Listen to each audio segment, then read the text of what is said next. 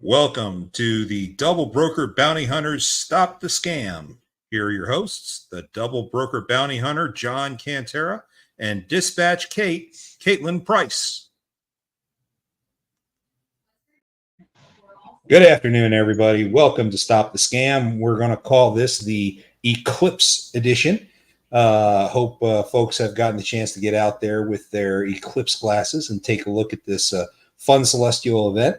I think the next one's not going to happen for another, 30 years. So I hope you got the chance to take a look at it while you did. Kate, how you doing today? Pretty all right. How are you?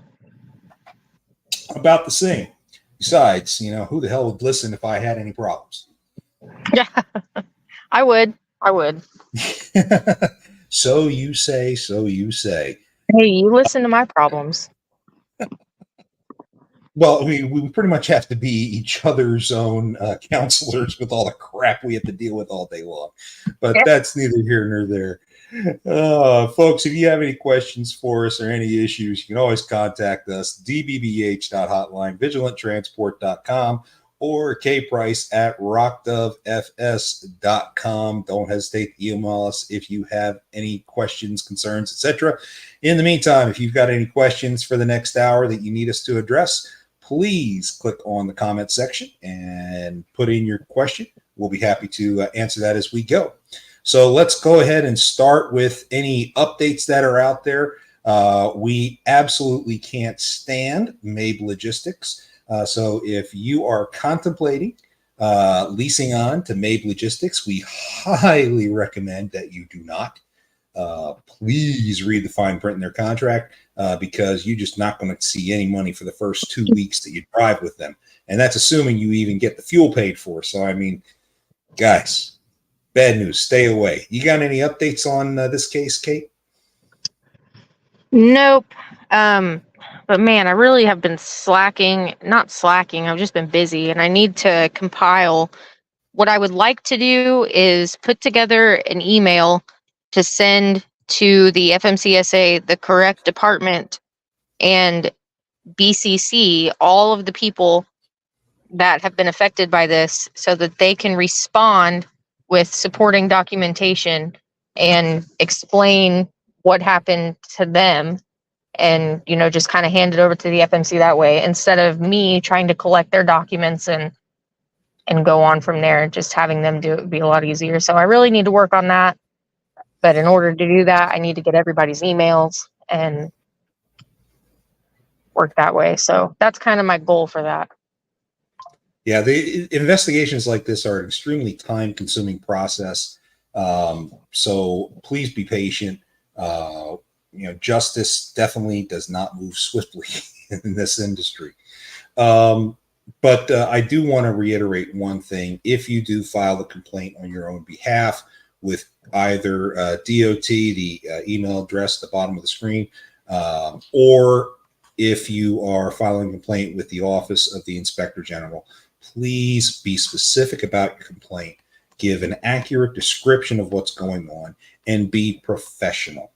Any documentation you can provide to support your claim will help, because if your complaint is very disjointed, is not presented well at all, it will just get thrown away. So please, by all means, be professional about everything you do when you're trying to get an investigation started against a bad broker or a bad carrier. So keep that in mind as we go. I will interject and say I did have somebody tell me that they sent an email to them and that I said, okay, cool. What did you put in there? Did you make sure to add your contract and all your supporting documentation and yada, yada, yada? And they said, no, I just, said the basic gist of what was happening, and I'll see if they respond, and then I'll tell them. Don't do that. Just give them all of the information, everything up front, so they immediately have everything that they need. And it's a lot easier for them to procrastinate something that, potentially doesn't come across as a huge issue. So make sure that you're giving all the proper information, every single bit of information that you have to them so that they can look into it as quickly as possible. We just got a shout out from my man Pedro, uh, one of the lounge lizards at the Logistics Lounge. Always good to see those guys hanging out with us. If you want to hear what the Logistics Lounge is all about, link there at the bottom of the screen. Go ahead and check those guys out. They've got a live podcast they do Wednesdays, Thursdays, and Fridays. And boy, some great information flowing out of the lizards over there at the Logistics Lounge. Okay, so our topic for today is dealing with basic double brokering and double pay liability. I've been encountering quite a bit last week out on social media, and in some cases I've been working where brokers don't seem to understand the concept of double pay liability. I actually spoke with a broker last week who has said, bragged about being in the business for 25 years. And then he sits there and he says, I don't have a contract with your client, so I don't have to freaking pay him. So let's get into, let's get into the double brokering and double pay liability real quick. This is the brief education piece that I've got for y'all. Where is my stuff? There it is. So basically, double pay liability comes into play when a carrier has been screwed over and for some reason has not been paid.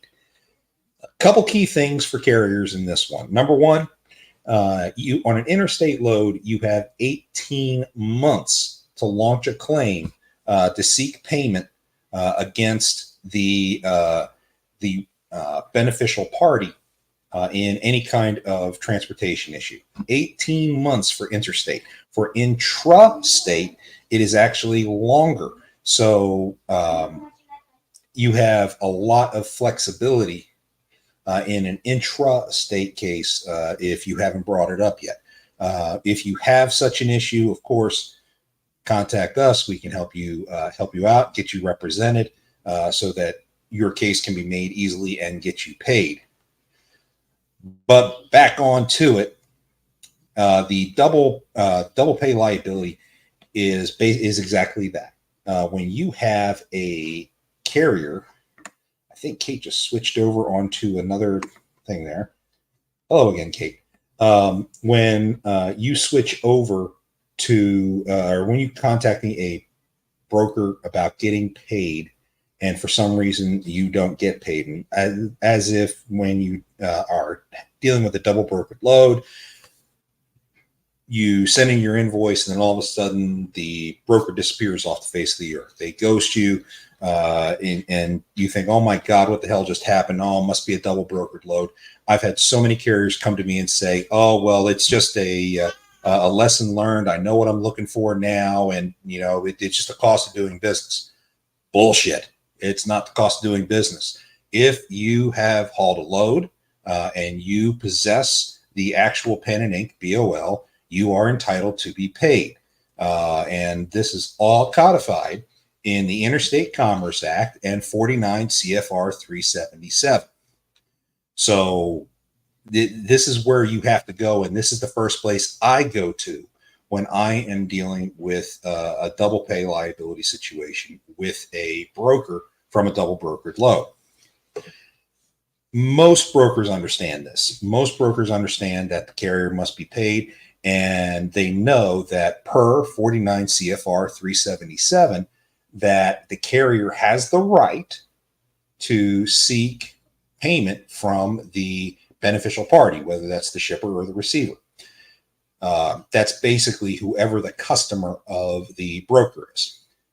Most broker agreements are going to have a statement in there which indemnifies the customer, basically protects the customer from liability in a situation where, well, frankly, anything's going wrong. And in this case, if the broker's load is double brokered, they don't want their customer to know that they got scammed on one of their loads. What broker does? And I can tell you, the brokers who listen to this, that we know it's not your fault.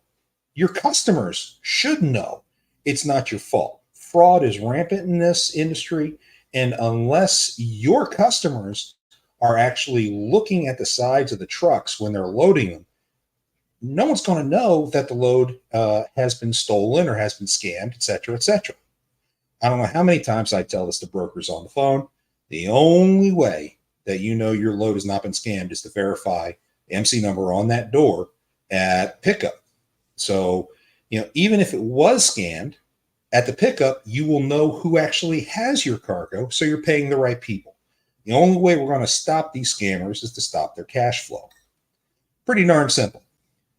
Now, when you have brokers who sit there and say, oh, I don't have a contract with that carrier, therefore I don't pay that carrier. It doesn't matter if the load was scammed or not. I'm required to pay the scammer because I have a contract with them. I settled case law. Any party who enters into a contract with fraudulent intent nullifies the contract. End of story. I mean, it's that freaking simple. So brokers, you don't have to do jack crap if your load's been scammed. You don't have to pay them. You don't have to do anything. Your contract is meaningless. They can't even come after your bond. Make sure your bond is aware. So if they try, your bond just sits there and laughs at them. But that's neither here nor there. The issue, however, is to make sure that the real carrier gets paid. So when you, in this case, like with the shipper or the broker I was dealing with last week, they were like, man, no, we're not paying. We've already paid who we had a contract with. We don't care. Okay, then I'm going to go to your customer. Whoa. You can't go to my customer. And it was like 49 CFR 377 says I can. You're not willing to pay the carrier, then I'm going to your customer. Okay, well, let's talk about this. If you understand the rules and the laws as they're written, you can then get these brokers to play the game the way they need to play it. The same thing goes with the broker transparency law. Now, I wouldn't invoke broker transparency unless it was an extreme case. I mean, I don't know about you, Kate, but I very rarely have ever tried to invoke that. But have you tried to invoke that yet? I have not. However, I'm dealing with one of my clients right now really wants to. So we're trying to find the best way to go about that. Basically, we don't think that the reason that a broker is claiming they don't want to pay the full amount on a load is legal. So, and they claim that their customer didn't pay them due to an issue. So the owner is requesting or trying to figure out the best way to request transparency. And we're just kind of working with that. So we'll have an update on that probably next week. We'll make sure we highlight the broker transparency next week to get that going. So I'm sure there are people out there who don't understand what that means. We'll be happy to fill everyone in. But I want to get back to our core topic and the double pay liability. When it comes to the law here, it's pretty damn simple. This is one of the only laws that exist out there that is so cut and dry for carriers that it makes life so easy. So there is settled case law in this, and the most commonly cited is Oak Harbor versus Sears Roebuck. So very basic, down and dirty on this one. Oak Harbor was a carrier, was doing a major project for Sears. Now, Sears hired a freight broker. I frankly do not remember the freight broker's name off the top of my head. But that freight broker took Sears money, and we're talking about $250,000 here, okay, $250,000, took Sears Roebuck's money, hired Oak Harbor to haul all the loads. Oak Harbor hauled the loads, went to the broker to get paid. The broker went out of business and did not pay Oak Harbor.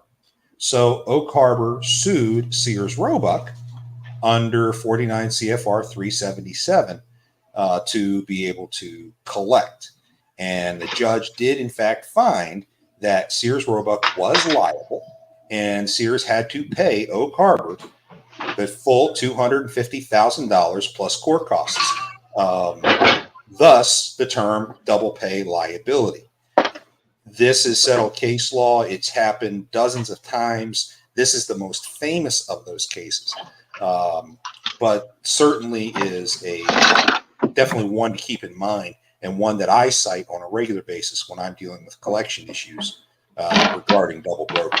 So this is a very handy thing for people to know when they are dealing with these things. And of course, if you are stuck in a double broker situation, you haven't gotten paid, and you need help in trying to get things done, just contact us. We're happy to help in any way, shape, or form.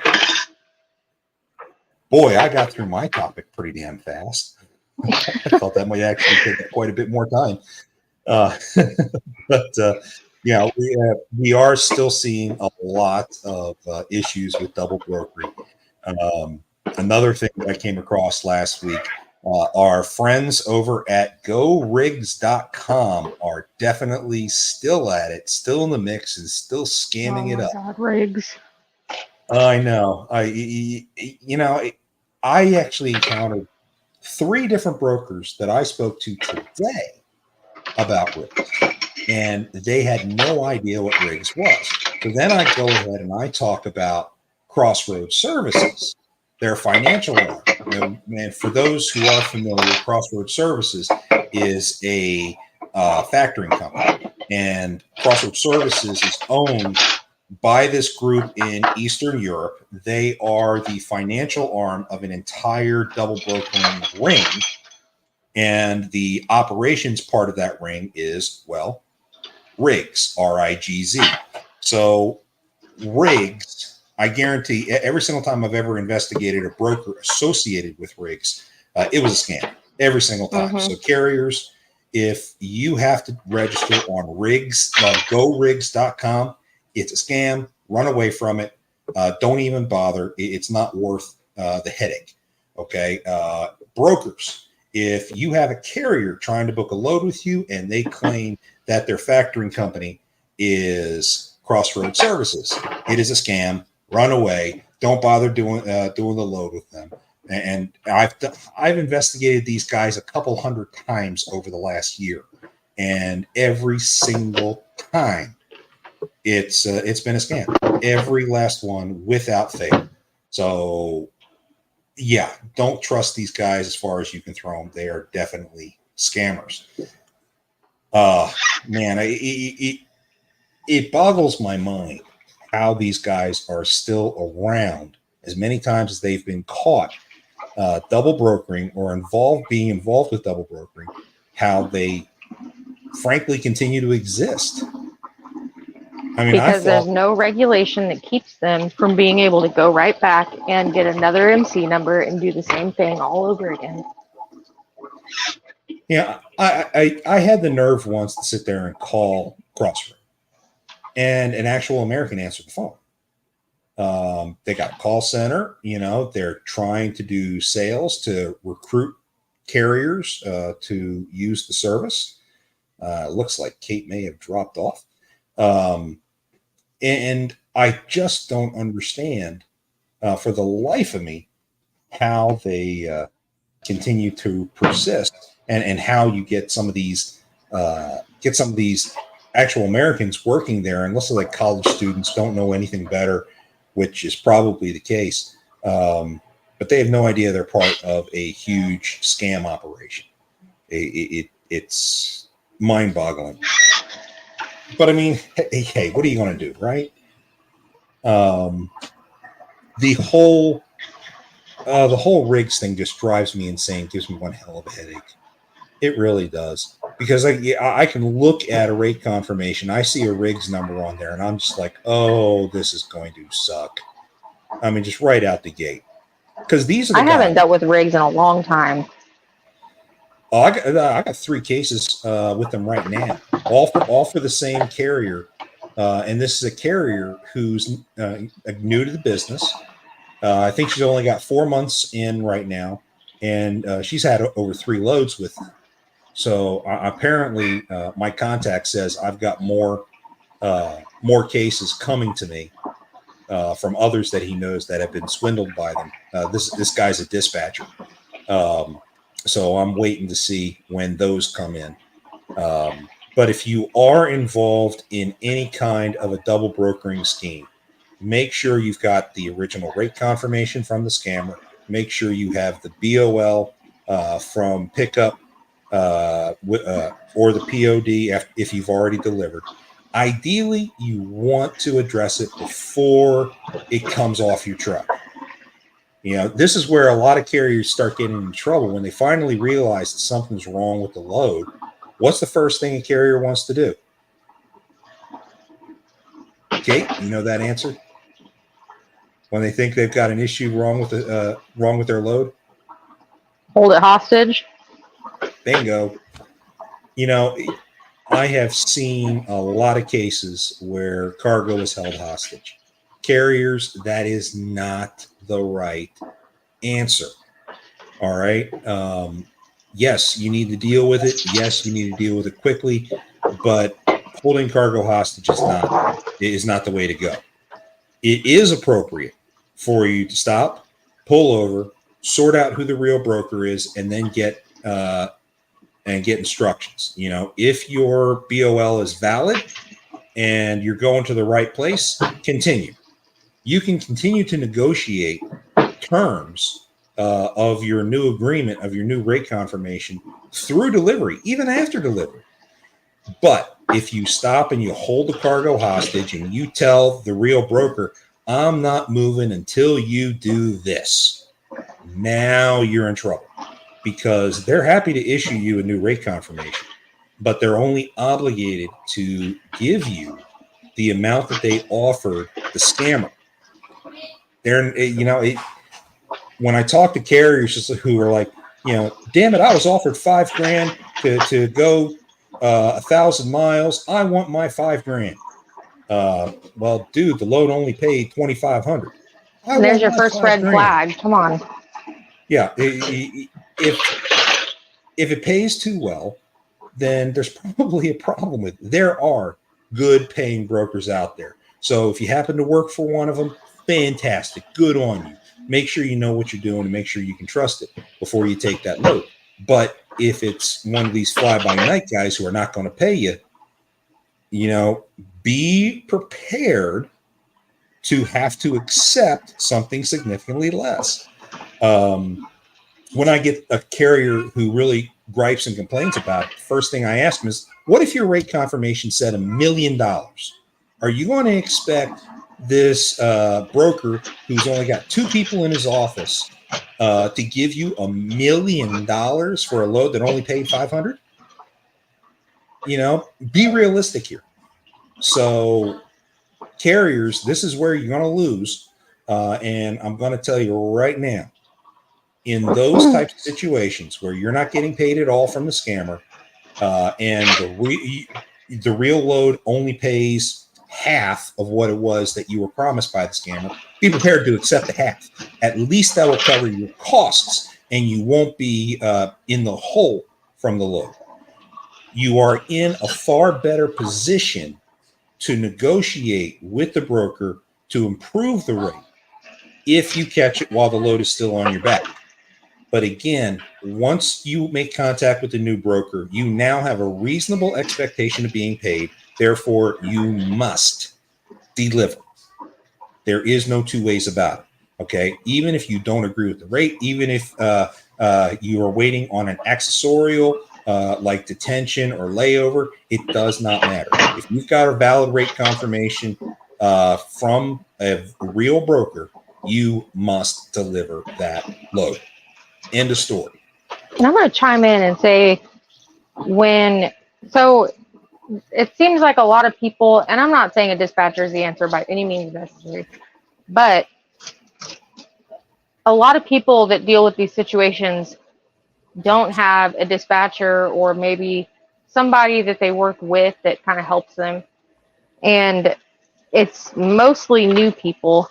So if you are, and if you can dispatch yourself, by all means, I'm all for it. Like, I would never expect somebody to hire a dispatcher when they can do it just fine themselves. However, if you aren't super familiar and if you're also seeking out a dispatcher, don't just pay attention to what they tell you. Pay attention to pay attention to what they tell you, but not just as it pertains to like what loads and rates they can get you, because a lot of times that's just fluff. But if you pay attention to how they speak, and if they give you, examples, or they talk about stuff like this, that's the kind of person that you want to work with, because they'll catch that stuff before it happens. A lot of people have no idea what they're looking for. Dispatching is one of those things that people think is super easy. Oh, I can do it from home. Oh, it's so easy. It's really not. And it takes a lot of mental effort and a lot of knowledge that a lot of people don't possess. So, Yeah, I see posts all the time out in social media. People saying, "Hey, I'm trying to get into dispatching. Is it easy? And where can I get a dispatching course and all this stuff?" I really want to tell anyone out there who's considering being a dispatcher, okay, you need to have industry experience before you get into this business. You need to understand what it is that you're doing and why you're doing it. And frankly, the best experience you can get is being a driver. If you've driven before, then you know what your drivers are thinking. You know how upset they are when they're sitting there waiting for you to call to give them their next load if they're already empty. It's frustrating as hell. And I know that from being a driver. So when I'm working with my dispatch clients, I do everything I can to try to stay a day ahead and to make sure they've always got a load waiting for them. I've got 6 trucks I'm taking care of right now, and 4 of them have loads for tomorrow. 2 do not. mm-hmm. So my pressure for tomorrow morning is to make sure I get loads for those 2, hopefully before 10 a.m., so that they can get their day started and be productive. And I take that very personally. I get really stressed out when I don't have loads for those guys. And you really want, if you're looking for a dispatcher, you're looking for somebody who's going to take your business very seriously and very personally, because they are going to be the face of your business. And if they're doing their job right, they're going to be giving you, giving you a power of attorney to sign, so that they can speak on your behalf when they're booking loads. You need to make sure you're doing business with people you can trust. If you don't think you can trust your current dispatcher, Kate's got a website that is identifying dispatch services that are good at what they do, that have specialties, and lists those so that you can reach out to them to get some help. Kate, what's that website? www.dispatch-verify.org. So please check that out, and we can certainly make sure you find dispatchers that are good, who can properly take care of you. One of the criteria that Kate uses when she's adding dispatchers to that list is, are they adhering to the rules and regulations that FMCSA issued back in October regarding dispatch services? Now, we all know that a lot of the things that FMCSA wants out of dispatch services are unenforceable from a legal standpoint. FMCSA even frankly says that, but it doesn't put an end to the principle that's behind it. So if you're looking for an honest dispatcher to help you with your business, they're the ones who are going to catch the double brokers. They're the ones who are going to catch other issues going on. They're the ones who are going to call your receiver to make sure that you can drop your load at a certain time. If they're running early, running late, whatever, they're the ones who take that burden off your shoulders. And for those who need it, it can be a lifesaver. If you don't need a dispatch service, more power to you. I mean, seriously, that's a good thing if you can do all that stuff on your own. Most people can't. All right. So and if anybody wants to be, go ahead. Sorry, if anybody wants to be added to that site, like I would love that. I'm always interested in people that are worth it and know what they're doing. So if anybody that's listening wants to be added to the site, please email me or go to the site. My email is in there. All I require is your documentation and a few references, and we can get you on there. It's free. So I would welcome anyone that's interested. One of the things that I'm working on also, I was told by a buddy of mine over at King of Freight that King of Freight has started using some of my standalone videos on my YouTube channel as training videos, specifically my double broker basics video. So that's inspired me to try to move forward with creating a webinar for all the fraud topics that we work on. So I am currently working on developing that webinar. So if any carriers, dispatchers, brokers, etc., are interested and have specific topics they would like to see covered in that webinar, I would appreciate it if you reached out to me and let me know so that I can get those topics on there and make sure that those are sufficiently covered. From what I'm understanding, a live interaction with especially new brokers who are just coming into the business is going to be far more beneficial than just going through my videos. But it's still kind of humbling when you hear stuff like that. So thank you very much, King of Freight, and happy that y'all are working with me on that. But if you have any comments, questions, concerns, want something featured specifically, hit me up on my email address, the dbbh.hotline@vigilanttransport.com. That way I can make sure that it's taken care of. I don't know if anyone was able to get out there and see the eclipse today. Hopefully you had pulled off the road. I'm sure there were a bunch of crazies out there who were staring at the eclipse instead of staring at the road ahead of them. I know I warned all my drivers about that earlier this morning, but where I am, we had about 75% coverage. You were right in the line of totality, aren't you, Kate? No, I'm south of Houston, so the line of totality went just above Austin. So like I think it went right through Killeen, and so I mean there was a lot of coverage, but not quite the same. I really wanted to go see it, but I just didn't. I was happy that I got to see what I could, especially since we're not going to see this again for another 20, 25 years, and by then, hell, I'm going to be in my 70s, and I sure as hell don't want to deal with that. Once I'm in my 70s, assuming I even make it that long. But especially in this business, as much as this business can beat you up, and it does. So if you're thinking about getting into this business, think again. Make sure you got a lot of patience. Oh boy, because that's the only way you're going to get through the day. Oh man, I would give my right arm for a vacation right now. I haven't taken any real time off since 2019, and I'm sure that's horrible for my mental health. Better let me help you while I'm not too busy. Well, then, for those who don't know, Kate and I do work with each other. If I need some help, then Kate's always able to help and take up some of the slack with the carriers that I represent. My wife went in the hospital about a month ago, and Kate was ready to step up and help out as needed. So again, thank you, Kate. I really do appreciate that. Lots of love for you. Of course. But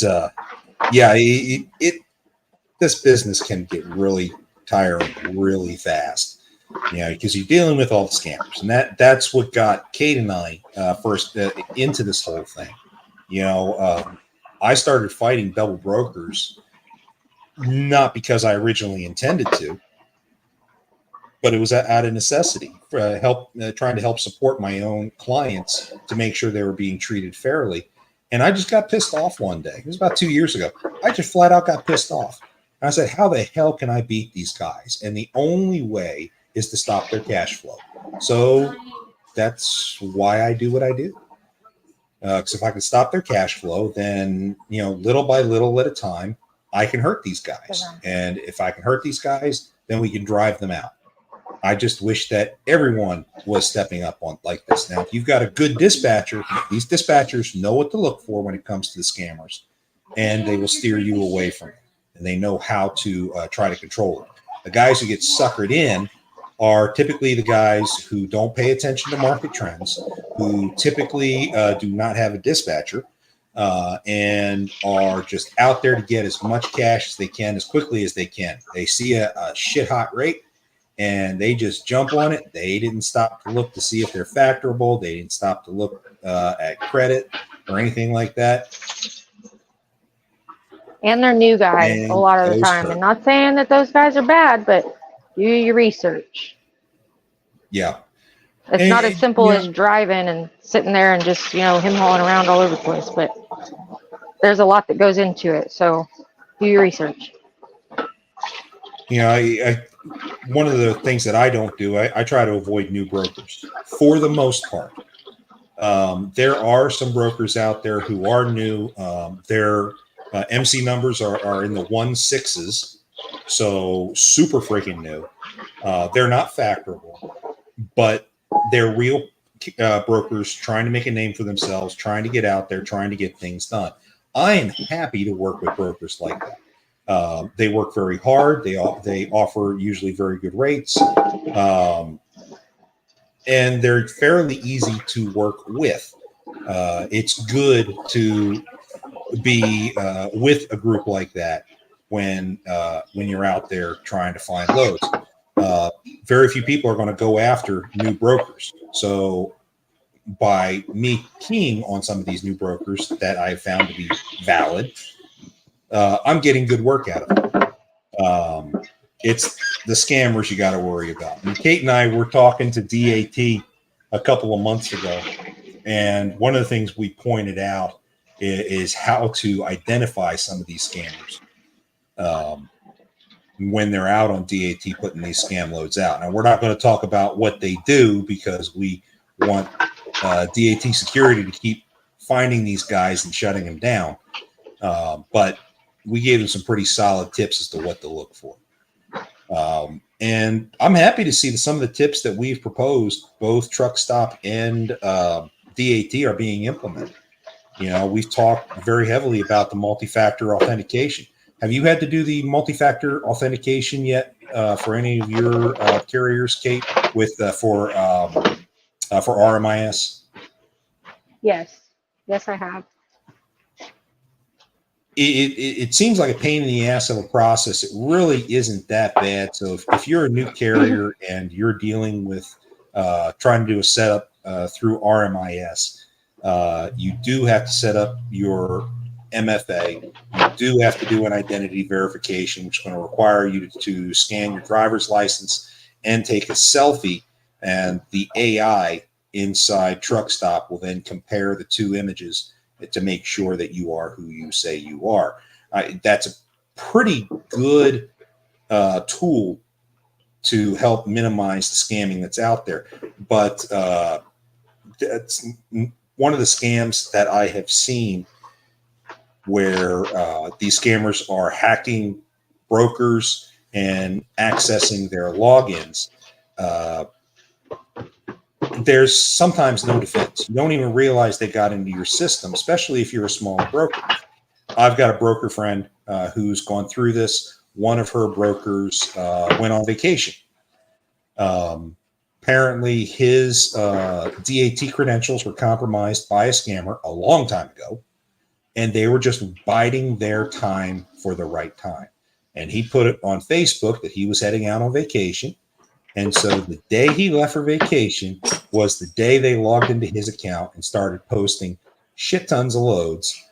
They were Amazon power only loads on behalf of the brokerage he worked for. Well, for those who do Amazon power only, you're going to know that you can only book those through the Amazon app. If you book that on DAT, Truck Stop, or anything like that, it's a scam. Hey, that brings me to another thing. Yeah. Real quick. That's a huge thing too. A broker many times will ask you to, oh, in order to book this load, I need your Amazon login. Okay, don't do that, because all they're trying to do is get in there and bid on the load under your account and then probably mess up your account and do all kinds of crap to it. And it's a scam. It's a scam all the way around. Don't ever give your credentials out for anything like that. Yeah, you're running Amazon, more power to you. I know I won't do it. Even if one of my clients gives me their credentials, I will not book Amazon for them. It's just another cumbersome process, and it's not one that I want to be part of. And I've seen far too much bad stuff come out of it because of all the scammers involved with that. You got scammers who are buying people's MC numbers once they're fully set up with Amazon. They've got all the important things. They've got inspections. They've got age to their authority, and they're getting out of the business. So these scammers will offer to buy their MC. So they turn around and they just use that to double broker the hell out of whatever the hell they got their hands on. And a lot of times it's these Amazon loads. My friend at that brokerage told me that there were over 150 loads booked in a 90-minute period. I'm sorry, posted in a 90-minute period on DAT using her agent's credentials. 150. Guys, be careful. If you're going to go on vacation, pay attention to who you're talking to, especially if you're a broker, because you don't want these scammers. If they already have access to your credentials and you don't know it, they will clean you out. One of the things that you might want to try as a defensive tactic is to change your passwords right before you go on vacation. That would probably help protect you if you do have somebody sitting there waiting for you to go away so they can steal your credentials. Just a thought. That's a good thought. Good thought. The scope and the intricacy that these guys use, if they put half the effort into a legitimate business, they'll be wildly successful. Wildly. Instead they use their talent and intelligence to scam and scam and scam and scam and scam. It drives me insane.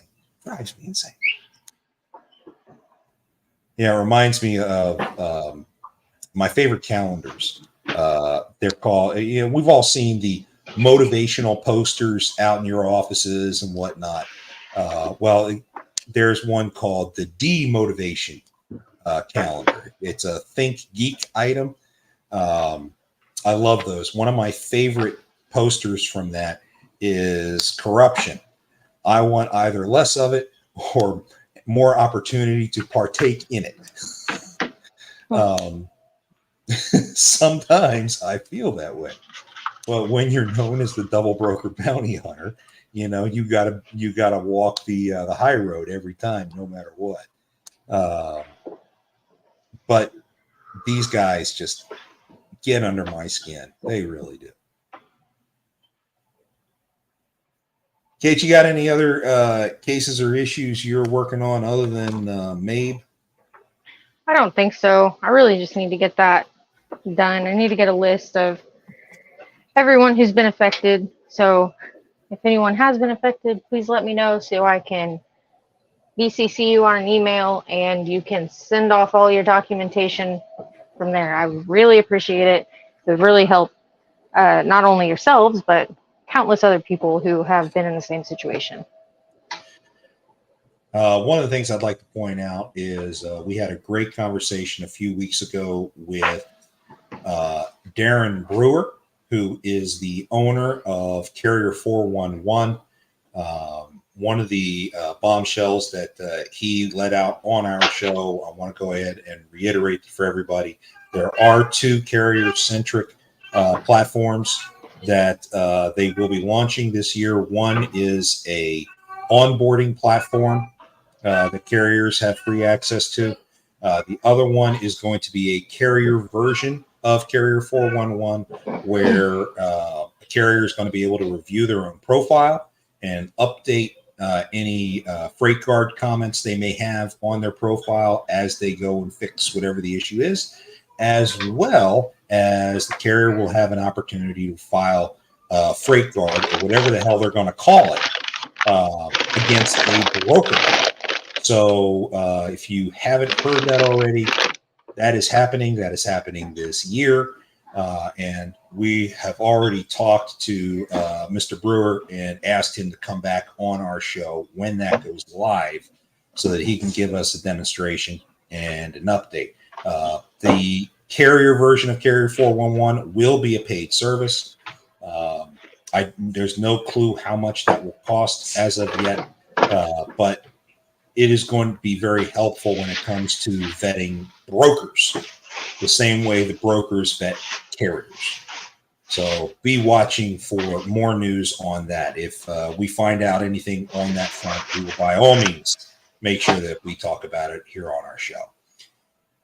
We're also hoping that we can get the lounge lizards from the Logistics Lounge back out onto the show and have a nice conversation with them. We'd also like to hear from all of you out there. Give us a shout. Email us at dbbh.hotline@vigilanttransport.com or kprice@rockdovefs.com. Let us know what you need to hear about. Let us know what issues and questions you have. We'll be happy to answer them anytime. Otherwise, you can always click on the comment section and let us know what you need when we're live, and we'll be happy to answer any questions that you have. Kate, you got any final thoughts? I don't think so. Okay. Well, we're going to wrap this one up just a little bit early. It's one of the nice things about holiday weeks. There don't seem to be too many bad things going on at the time, so we're not completely overwhelmed. So we're going to go ahead and wrap this one up. If you have any issues, again, reach out to us. Stay away from MABE Logistics, and make sure you stay safe out there, guys. Don't let any more of these four-wheelers brake check you. And I hope you have your cameras on and are recording the stuff if they do, because man, oh man, they just drive me nuts. I think those videos on Facebook about people screwing with trucks are some of my favorite things to watch. But boy, they are stupid. God, they are stupid. Okay, so we're going to go ahead and let this one go. We are back every Monday, 5 p.m. Central Time. Check us out, and we typically have guests on. Always makes for a good day. So if you ever need anything from us, give us a shout. We will be in touch. Kate, take care of yourself. I'll see you next week. Hi, guys. Take care, y'all.